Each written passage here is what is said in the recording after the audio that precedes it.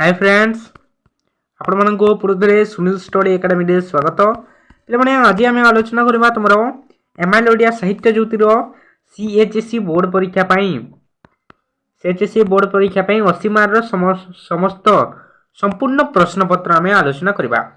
तो मैं आर्ट्स पिला या साइंस पिला या कॉमर्स वोकेशनल जो पिला था समस्त यही भिडियोटी बहुत हेल्पफुल हेबो। तेणुक पे समस्ते वीडियो को शेष पर्यंत देखिए। वीडियो जदि नुआ आछंती तो चैनल को सब्सक्राइब करेंगे और सांग मान सहित शेयर करेंगे। ओके तो पे चलते देखा आम से प्रश्न गुड़िक यही मध्य तुम 2024 जो बोर्ड परीक्षा है 18 तारिख से आसब तुम फुल मार्क 80 और समय 3 घंटा दिज्व। ओके देख पे समय ये 3 घंटा फुल मार्क 80। प्रथम ग्रुप ए अच्छी देख देख ये प्रश्न देसी 1 नंबर प्रत्येक प्रश्न 4 गोटी संभाव्य उत्तर मध्य ठीक उत्तर बासी लेख। एमसीक्यू प्रश्न 1 प्रथम 5टी एमसीक्यू देव देख कि प्रश्न आसी किए स्वर्गच्युत पारिजात परी मलान ओ छिन्न हो विजन बेल पड़ रही ना नीलाचल साक्षी गोपाल कोणार्क बिड़ानासी कौन उत्तर हे ना नीलाचल पे नीलाचल स्वर्गच्युत पारिजात परी म्लान ओ छिन्न हो विजन बेल पड़ रही। परवर्ती प्रश्न देख क्यों शासन रे शासक और शासित एक अभिन्न क्यों शासन रे शासक जे शासन करता है शासक एवं शासित जे शासित होता है एक एवं अभिन्न क्यों शासन रे पिला माने गणतंत्र शासन रे जनतंत्र शासन रे समूहतंत्र शासन रे व्यक्तितंत्र शासन रे तुम करेक्ट आंसर है गणतंत्र शासन रे। परवर्ती प्रश्न देख आज शिक्षित भोटदाता माने भोट देवा कौन होइथांती ना उदासीन होइथांती तत्पर सचेतन अचेतन तुम उत्तर हो उदासीन। आज शिक्षित भोटदाता माने भोट देवा उदासीन होइथांती पिला माने। परवर्ती प्रश्न देख आंध्र प्रदेश छात्रटीए कौन बिकी 10,000 टंका लाभ उठाई बोली कहुई। ऑप्शन देख तुम नोट बही प्रश्नपत्र प्रश्नर उत्तर खाता कलम उत्तर है करेक्ट उत्तर प्रश्नपत्र बिकी 10,000 टंका लाभ उठाई बोली विचार करा जायतिला। परवर्ती प्रश्न देख शिक्षा कमिशन अन्यान्य विषय अपेक्षा कहा प्रति विशेष दृष्टि देवाको लेखक अनुरोध करिसंती ना परीक्षा पद्धति शिक्षा पद्धति पाठ्यपुस्तक नोट बही तुम उत्तर हो परीक्षा पद्धति प्रति दृष्टि देवाको विशेष दृष्टि देवाको लेखक अनुरोध करिसंती। ओके तापर देख पे तुम 5टी एमसीक्यू आसिला परे तुम आसीजिव गोटे वाक्य उत्तर दियर 3टी प्रश्न। ओके देख कि प्रश्न आछि तुम प्रथम प्रश्न अच्छी सूक्ष्मशाली गंता घर किए एटा केवल गोटे वाक्यर उत्तर लिखब केवल आंसर टी। ओके सूक्ष्मशाली गंता घर किए देछि उत्तर हो सूक्ष्मशाली गंता घर संबलपुर केउटा ना संबलपुर सूक्ष्मशाली गंता घर। तो परवर्ती प्रश्न देख गणतंत्र क्या कह जाए तुम समस्ते जानिथिबो जनकर गणकर द्वारा गणक ओ गणक शासन को गणतंत्र कह जाए गणक द्वारा गणक और गणक शासन को गणतंत्र कह जाए। तो परवर्ती प्रश्न देख शिक्षा राज्य रे किभली अवस्था आसी पहुँचलानी वर्तमान शिक्षा व्यवस्था को जो अच्छी शिक्षा राज्य रे किभली अवस्था आनिलानी बा आसी पहुँचलानी तुम उत्तर हो शिक्षा राज्य रे एक निरूपाय अवस्था आनी पहुँचलानी निरूपाय अवस्था आनी पहुँचल। ओके तापर देख पे तुम 2 मार्क 2टी प्रश्न देछि तुमको 2 मार्क प्रश्न 2टी करने को पड़ो 3टी मध्यरु। ओके तो देख 40 रु 50 शब्द मध्य देव। तुम प्रथम प्रश्न अच्छी मानव जीवन परम काम्य कौन बोली लेखक अनुरोध करिसंती द्वितीय प्रश्न अच्छी गणतंत्र रे केउपरि व्यवस्था कार्यकारी हेबा असंभव। तापर अच्छी लोक माने अशिक्षित निरक्षर हेले कौन हेबो। बहुत बढ़िया प्रश्न। तापर देख पिला माने तुमरो आसी जिवो 3 मार्क प्रश्न 4 नंबर अच्छी 3 मार्क प्रश्न 60 रु 80 शब्द मध्य रे गोटे करबो दुईटी मध्य रे तुमको गोटे करबाकू पड़िबो। देख प्रश्न किभली आसी जीवनटा केवल सिना संधि हरे आरंभ होई संधि हरे शेष हेबो। यह क्यों प्रसंग रे कहा जायछि लिखिबो कवि परिचय देवा सहित 2 मार्क मध्य 3 मार्क मध्य। तेबे देखो गणतंत्र शासन रो स्वाभाविक परिणति कोन बोली जुक्ति करा जाए। गणतंत्र स्वाभाविक परिणति केवल विडंबना आशा करबा विडंबना मात्र जो लेखक कहिजंती ताको तुम एथरे उपस्थापन करबो लेखकंकर परिचय देखि। ओके 5 मार्क तमर प्रश्न आसी गला। देखो जे कोनसी गोटे प्रश्न उत्तर 120 शब्द मध्य रे देबो गोटे प्रश्न करबो दुईटी देथिबो। ओके तो देखो प्रश्न किभली आसी पुष्पपुर रे वर्षा वर्णन प्रबंध रु अतीत और उत्कल रो उपस्थापन करो। अतीत उत्कल स्मृति बढ़िया प्रश्न आछि पिला माने पुष्पपुर रे वर्षा वर्णन प्रबंध रु अतीत और उत्कल रो स्मृति उपस्थापन करबो तार अतीत रो समय रो स्मृति गुडी को कोन कोन अछि ताकू उपस्थापन करबो। बहुत बढ़िया प्रश्न। तापर अछि शिक्षा को हम देश रे शेष स्थान न देई शीर्ष स्थान दिया जिबा उचित प्राबंधिकों का मत उपस्थापन करो। बहुत सिलेक्शन प्रश्न बहुत सुपर सिलेक्शन प्रश्न पिला माने एटा 100% यही प्रश्न पढ़िबार चांस अछि तुम्हें पढ़ी कि निश्चित भाव रे जीवो निहाती भाव रे यही प्रश्न आसीबो।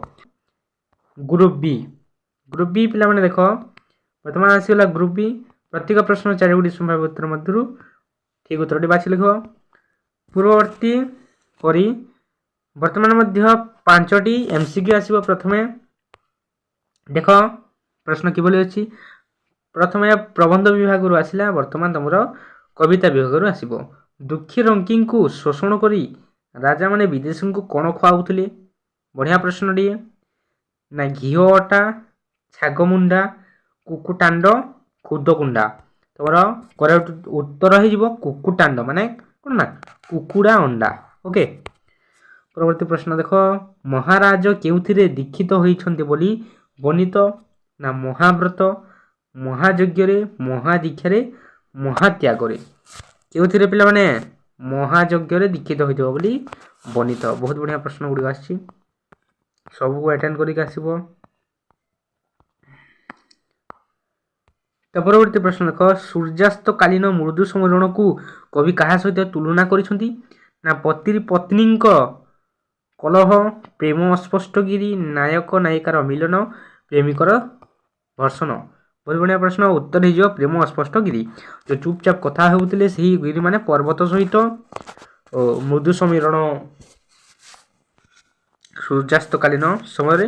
ओके परवर्ती प्रश्न देखो दृढ़ और रूढ़ होई दासत्व विरोध रे कोन नेबा को कवि कहिसंती ना परामर्श प्रतिरोध प्रतिहिंसा पराभव। कोन ना पिला तमरो उत्तर हे जिवो प्रतिशोध नेबा को लेखक कवि दृढ़ और रूढ़ होई प्रतिशोध नेबा को कहिसंती। परवर्ती प्रश्न देखो चाहि नव प्रणयिनी प्रफुल्ल लपन चाहि नव प्रणयिनी प्रफुल्ल लपन यही पंक्ति रे लपन रो अर्थ कोन ना मुह हाथ हस आखि। उत्तर हे जिवो तमरो मुह पिला माने काहे ना पिला माने देखो चाहि नव प्रणयिनी नव प्रणयिनींकर प्रफुल्ल लपन सुंदर मुह को देखिबा को एठारे लपन रो अर्थ मुह दिया जायछि। ओके तारे पुणी थरे तमरो कविता विभाग गोटिया वाक्य रो उत्तर 3टी प्रश्न आसीबो। 7 नंबर ए ग्रुप बी रो देखो जलधारार धर्म कोन। उत्तर हेबो जलधारार धर्म हेउची सदा तलको निम्नगामी हेबा बा अधोगति हेबा जलधारार धर्म हेउची अधोगति हेबा। ओके परवर्ती प्रश्न देखो काहाकू देखि सीतांक पत्र लिखन बंद होई गला। काहाकू देखि कि ना लवकुश को देखि कि सीतांक पत्र लिखन बंद होई गला। लव एवं कुश तांकर सेही रचना पत्र लिखिबा बंद न हुई थाए एवं से माने फेरी आसीथिले सेति पई लवकुशंकर देखि सीतांकर ପତ୍ର ଲିଖନ ବନ୍ଦ ହୋଇଗଲା। ଓକେ, ତା ପରବର୍ତ୍ତୀ ପ୍ରଶ୍ନ ଦେଖ, ବନ୍ଦିଶାଳାରେ ଚାବି ନ ଦେବା ପାଇଁ ଗୋପବନ୍ଧୁ କାହିଁକି ଅନୁରୋଧ କରିଥିଲେ? ବନ୍ଦିଶାଳାରେ ଚାବି ନ ଦେବା ପାଇଁ କାହିଁକି ଲେଖକ ଅନୁରୋଧ କରିଥିଲେ? ନା ବନ୍ଦିଶାଳାରେ ଚାବି ନ ଦେବା ପାଇଁ ଗୋପବନ୍ଧୁ ସିପାହୀକୁ ଅନୁରୋଧ କରୁଥିଲେ। କାହିଁକି? ନା ପିଲାମାନେ ସେହି ଦୃଶ୍ୟକୁ ଦେଖିବା ପାଇଁ, ସେହି ସୂର୍ଯ୍ୟଙ୍କର ବିଦାୟକାଳୀନ ଦୃଶ୍ୟକୁ ଦେଖିବା ପାଇଁ ସେ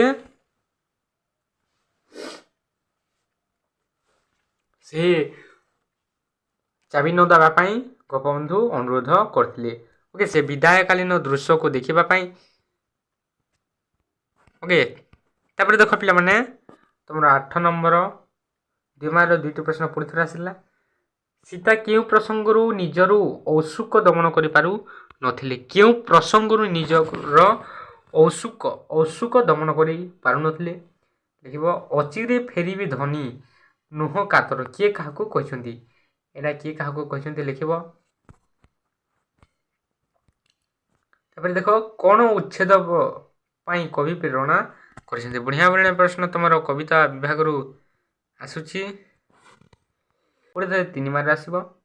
ଦେଖ, କବିତା ବିଭାଗରୁ 3 ମାର୍କର ପ୍ରଶ୍ନ ଅଛି। ଉତ୍କଳର ପୂର୍ବ ସମ୍ରାଟ ମାନଙ୍କର ପରିଚୟ କିପରି ଥିଲା?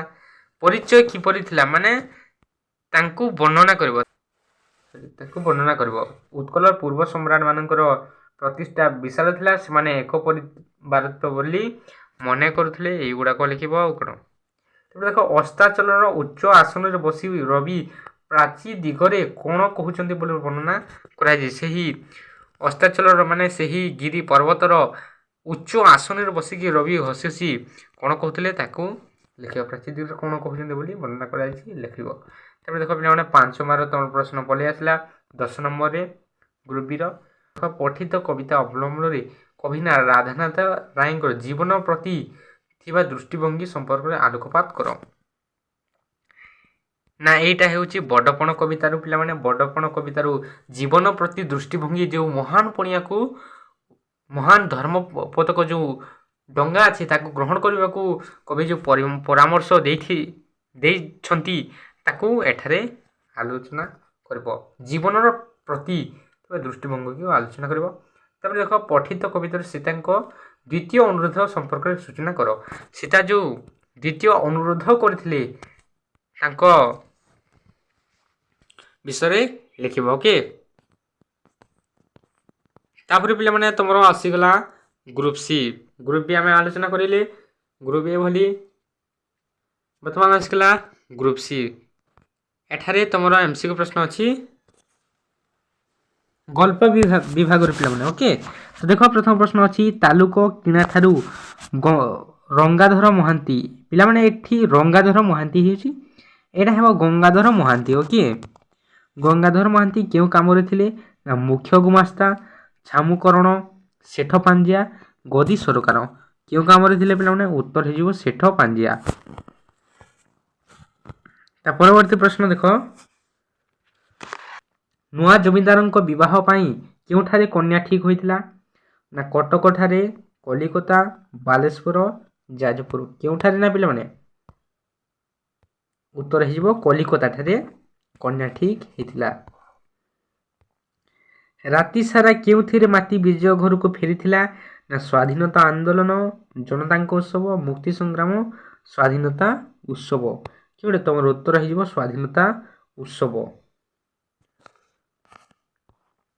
ପରବର୍ତ୍ତୀ ପ୍ରଶ୍ନ ଦେଖ, ଅଶୋକଙ୍କ ବାପା ବନାରସରେ କି ଚାକିରି କରୁଥିଲେ? ନା police officer, military major, professor, military ଡାକ୍ତର। ଉତ୍ତର ହେଇଯିବ ମିଲିଟାରୀ ଡାକ୍ତର, ଯେଉଁ ସୈନ୍ୟବାହିନୀର ଡାକ୍ତର ହିସାବରେ ସେ କାମ କରୁଥିଲେ। ତା ପରବର୍ତ୍ତୀ ପ୍ରଶ୍ନ ଦେଖ, କମ୍ବୁଗ୍ରୀବ କ'ଣ ଥିବାରୁ ତା ପରିବେଶ ତାକୁ ସନ୍ତୁଷ୍ଟ କରିପାରୁନଥିଲା? ଉଚ୍ଚାଭିଳାଷୀ, ନା ଉଚ୍ଚାକାଂକ୍ଷୀ, କଳ୍ପନାଶ୍ରୟୀ, ଭାବପ୍ରବଣ। ଉତ୍ତର ହେଇଯିବ ଉଚ୍ଚାଭିଳାଷୀ ଥିବାରୁ ସେ ତା ପରିବେଶକୁ ସନ୍ତୁଷ୍ଟ କରିପାରୁନଥିଲା। ଓକେ, ତାପରେ ଦେଖ, ଗୋଟେ ବାକ୍ୟର ଉତ୍ତର ଦିଅ ପ୍ରଶ୍ନ ପଳେଇ ଆସିଲା ତମର ଗଳ୍ପ ବିଭାଗରୁ। କଲିକତାର ମହାଜନ ସଭ୍ୟ ଜମିଦାରଙ୍କୁ 10,000 ଟଙ୍କା କରଜ ଦେଇଥିଲେ, କିପରି ଦେଇଥିଲେ? କହିଛି ପିଲାମାନେ, କଲିକତାର ମହାଜନ ସଭ୍ୟ ଜମିଦାରଙ୍କୁ 10,000 ଟଙ୍କା କରଜ ଦେଇଥିଲେ କିପରି? କଲିକତାର ମହାଜନ ସବୀଚନ୍ଦ୍ରଙ୍କୁ ଜମିଦାରୀ ଲେଖି ନେଇ 10,000 ଟଙ୍କା କରଜ ଦେଇଥିଲେ।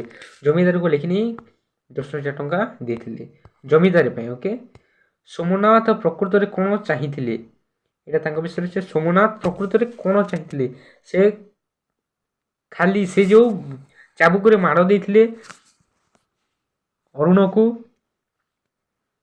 ତାପରେ ସେ କେବଳ ସେ ବନ୍ଧୁକରେ ଫାଙ୍କା ଆବାଜ କରିବାକୁ, କିନ୍ତୁ ଯେଉଁ ତାକୁ ବାଜି ଦେଇଥିଲା ଗୋଲିଟିଆ ରକ୍ତାକ୍ତ ହେଇଯାଇଥିଲା, ସେ କେବଳ ଫାଙ୍କା ଉତ୍ତର ହେଇଯିବ ପିଲାମାନେ ଫାଙ୍କା ଆବାଜ କରିବା ପାଇଁ, ଫାଙ୍କା ଧ୍ୱନି କରିବା ପାଇଁ, ଫାଙ୍କା ଆବାଜ କରିବା ପାଇଁ ସେ ଚାହିଁଥିଲେ। ସେ ଚାହିଁଥିଲେ ଖାଲି ଫାଙ୍କା ଆବାଜ କରିବାକୁ। ଓକେ, ତ ପରବର୍ତ୍ତୀ ପ୍ରଶ୍ନ ଦେଖ, କଚ୍ଛପ କାହାକୁ ମିଳିବ ବୋଲି ରାଜା କହିଥିଲେ? କଚ୍ଛପ କାହାକୁ ମିଳିବ ବୋଲି ରାଜା କହିଥିଲେ? ନା କଚ୍ଛପ ଯାହାର ସର୍ବାଧିକ ପ୍ରୟୋଜନ ଅଛି ତାକୁ ମିଳିବ ବୋଲି ରାଜା କହିଥିଲେ।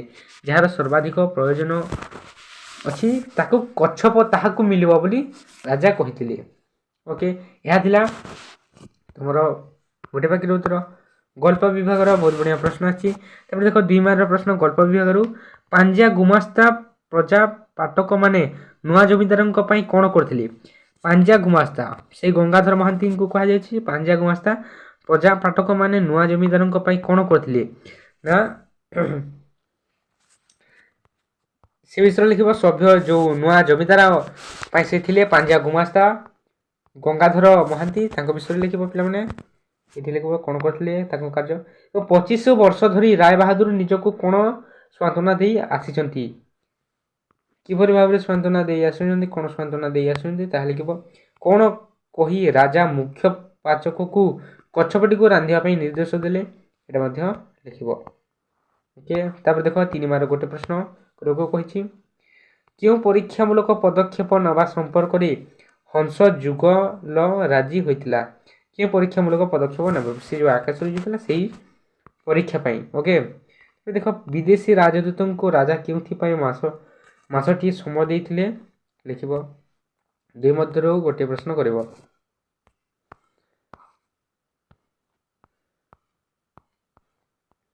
ତାପରେ ଦେଖ ପିଲାମାନେ ତୁମର ଗ୍ରୁପ ଡି ଆସିଲା।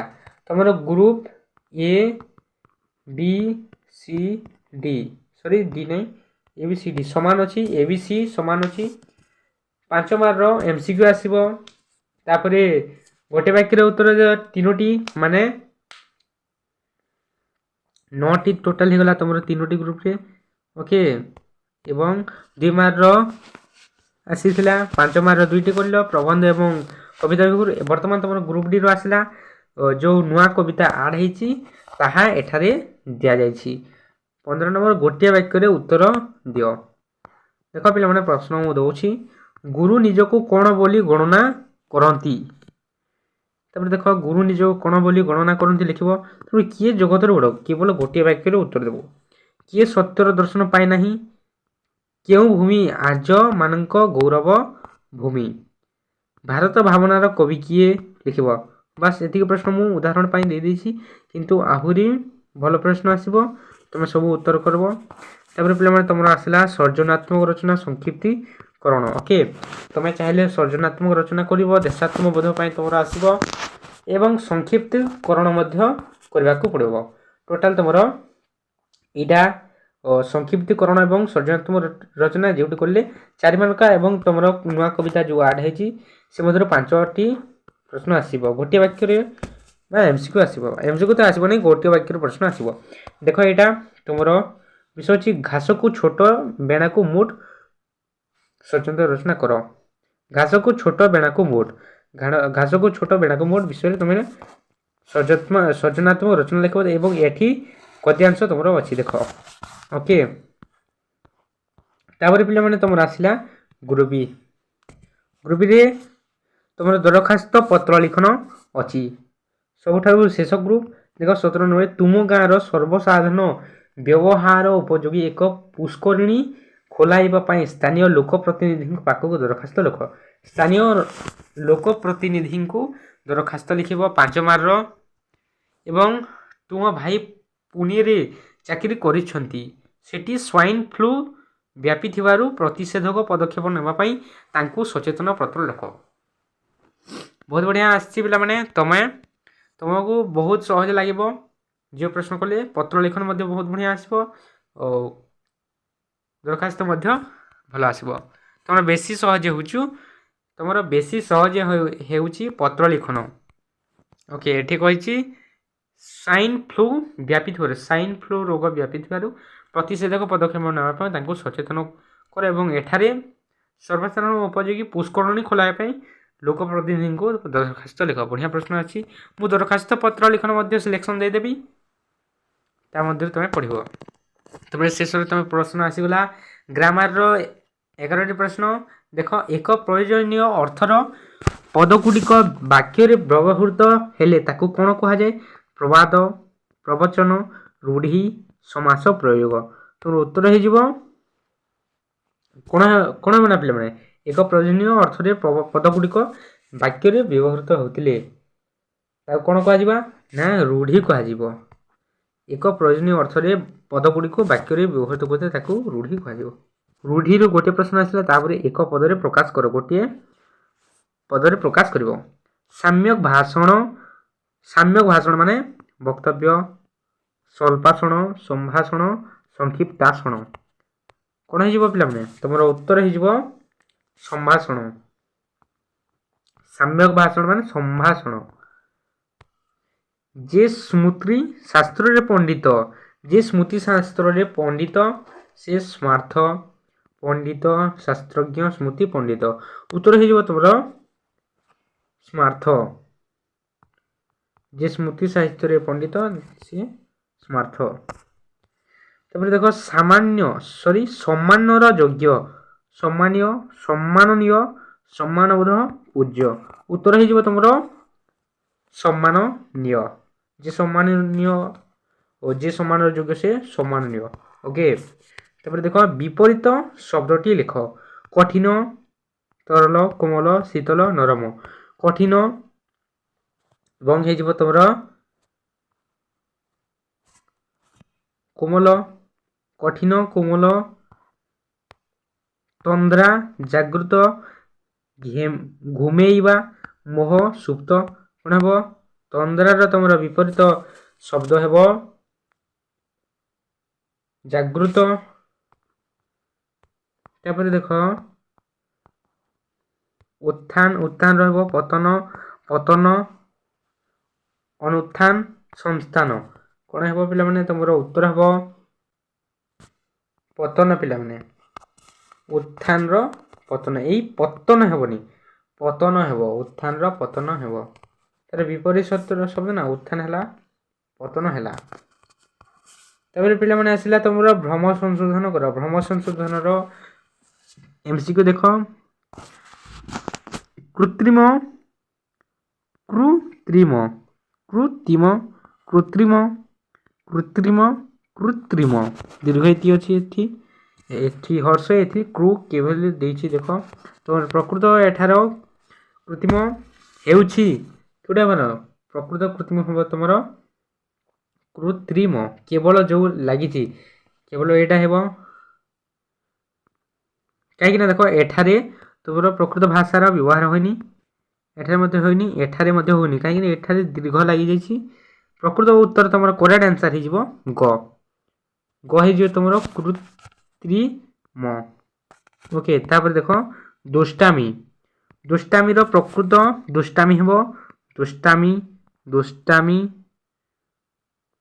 एटा दुष्टामी तापर एटा दुष्टामी दुष्टामी तुम उत्तर प्रकृत दुष्टामी केउटी तुम उत्तर हम प्रकृत दुष्टामी है एटा पे मैंने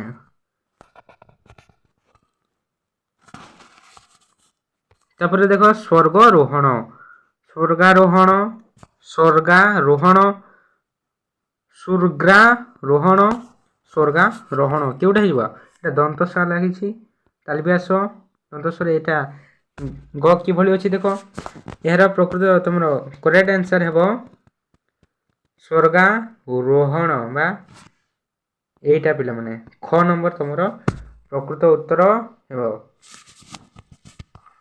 तापर एटा देख समुच्चायित भिन्नार्थ बोधक शब्द देख अंश अंश तालिब्यास अच्छी गोटे गोटे दंतस अच्छी प्रथम तालिब्यासर अंश है तुम तालिब्यासर अंश है भाग तालिब्यासर अंश अर्थ है भाग करवा एवं दंतस जो लगी अंश दंतसर अंश है कांध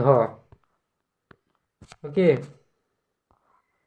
तो पे मैंने यहीटा थिला तुमर असीमार संपूर्ण प्रश्न असीमार संपूर्ण प्रश्न आम आर्ट साइंस एवं कॉमर्स वोकेशनल समस्त पिलांई आलोचना कले मैंने आशा करछि भिडियोटी भल लगी भल लगी भिडियो को लाइक करके चैनल को निहाती भावे सब्सक्राइब करेंगे देखा करवा गोटे नुआ भिडियो जय जगन्नाथ।